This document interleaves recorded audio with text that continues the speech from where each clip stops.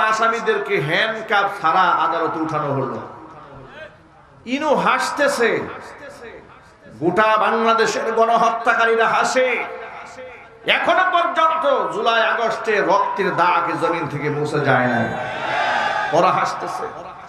এই দৃশ্য দেখে তো আমাদের কলিজা ফেটে চৌচির হয়ে যাচ্ছে। আলেমদেরকে যখন আদালতে উঠানো হতো, হাতের মধ্যে হ্যান্ডকাপ, পায়ের মধ্যে ডান্ডা বেরি পড়া, গরুর রশি দিয়া বাঁধা। কথা বলে না কেন? এইভাবে আলেমদেরকে আদালতে উঠানো হয় নাই? বলেন না কেন উঠানো হয় নাই? আচ্ছা, আলেমদের চাইতে এরা ছোট অপরাধী?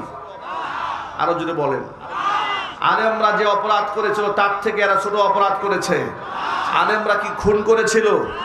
দেশের টাকা বিদেশে পাচার করেছিল, মানুষদেরকে গুম করেছিল, মানুষদেরকে আয়না ঘরে ঢুকিয়েছিল। যারা আয়না ঘরে মানুষকে